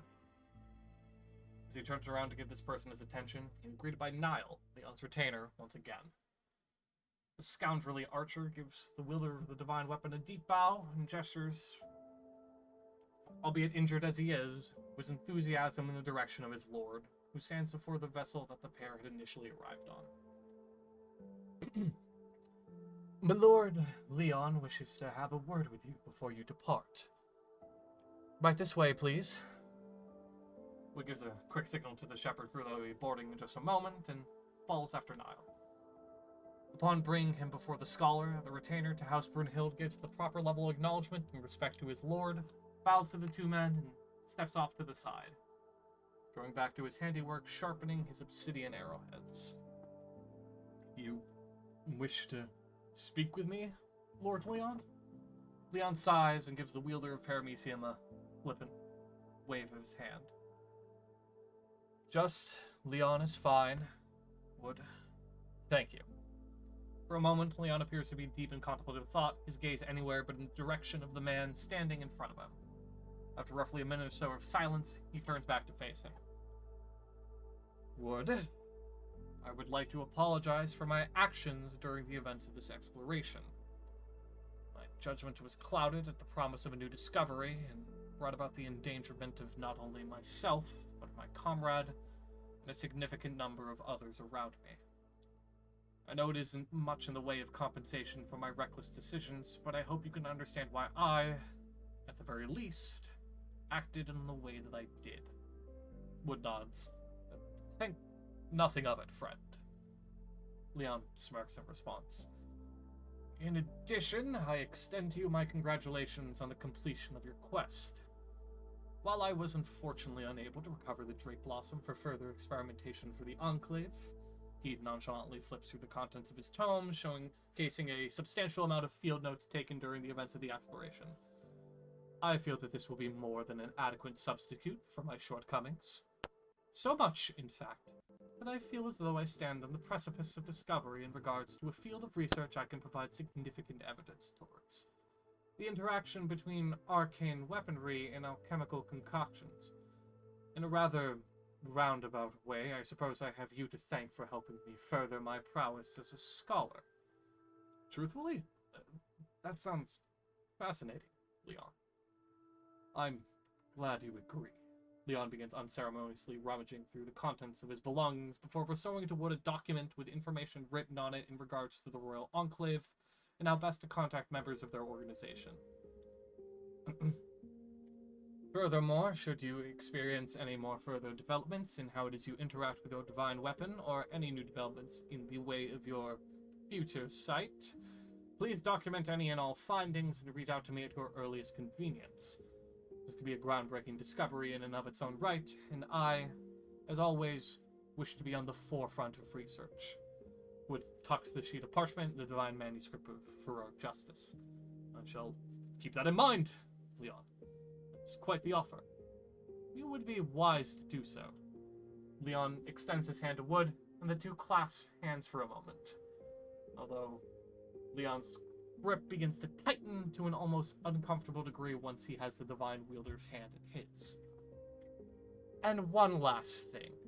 An air of superiority overtakes the sorceress scholar as he speaks. Should we ever cross blades again, know that I will stop at nothing to best you.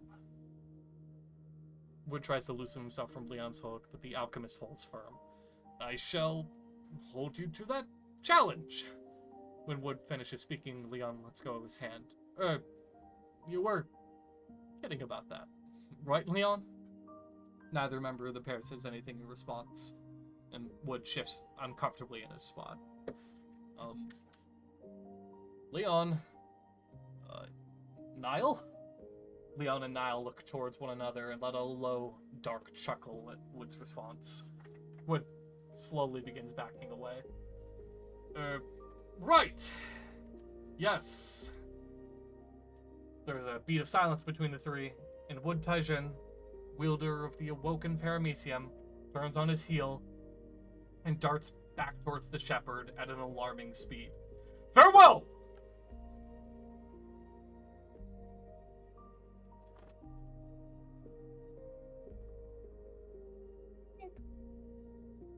They're gone. As the shepherd leaves Sephiroth's jaw behind, Niall turns to face Leon. Tell me, my lord, what do you think Professor Van Leeuwen will have to say about all of this? You know how he is, Niall. We'll think little of it. Professor Veilrunner, on the other hand... Ooh. Mayhaps we should set out now. Very And well. with that, and the music reaching its last tingles, can I stop the song before it goes to another one? There we go. Perfect. That is the end of Wood's arc. Alrighty. Thank you everyone so much for joining us. As we said at the top, we will be taking the next 2 weeks off to hopefully rectify some of our technical issues. But when we come back, we are gonna take a look at our other party and see what they're up to. We've got some cool stuff planned, so thank you for being patient with us, and we will see you on July 11th for a very special episode when we come back. We're gonna announce the new... I was just gonna say, specifically, we'll be turning our eyes to someone who's heeding the call to return home to Praxis. Yippee! Pa-pa-pa. As for this side, we have scheduled Vamp. Yes. The vamp. All right. In question. Alright, so I think that's where we're gonna end for tonight, and maybe rate somebody? Can you run it from your phone? Yes. Okay. Ratings. Oh my god, that scared the shit out of me. I don't I have a thought the friend. computer just I have crashed. a friend. Episode 69 and 70 will get uploaded to YouTube soon, as will this one. Just be patient with us. And we are rating somebody. It is pulling up. Ratings, who runs or helps run the fucking tip of my tongue. What are Pretty they called? gamers, right? Qwerty Gamers, yeah. Yes. So it's it's Pride Month. Go say hi. It's so funny without the music, but bye. Say bye. Bye. Have a good night. Bye-bye!